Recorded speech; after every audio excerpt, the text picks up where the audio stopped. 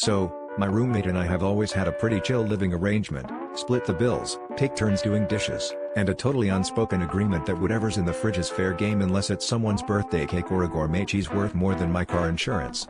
But last month, something shifted in the dairy aisle of our domestic bliss.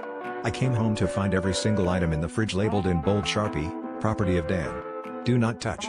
Do not even think about it, Kevin. Even the ketchup. I don't even like ketchup. That's when I realized I was living with a man who had trust issues with condiments. At first, I did what any reasonable adult would do, ignored the notes, ate what I wanted, and waited for Dan to inevitably forget about his yogurt until it evolved into a sentient culture.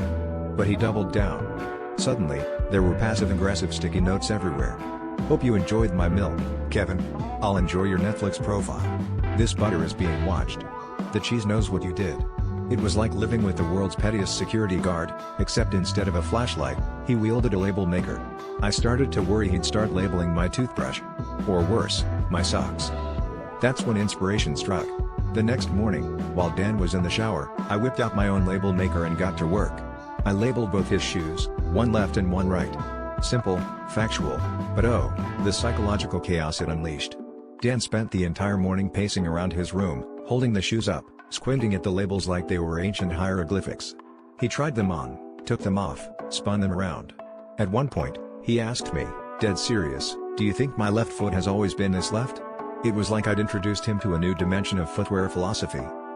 By the end of the week, Dan was so unsettled by the shoe situation that he started wearing flip-flops to work, claiming they were ambidextrous. The fridge, meanwhile, remained untouched. My milk was finally safe, untouched by Dan's sticky fingers or sticky notes. So, if anyone asks how to solve a roommate food war, just remember, the quickest way to get someone to stop stealing your milk is to give them a real case of label anxiety. Turns out the only thing Dan likes less than sharing his yogurt is choosing sides.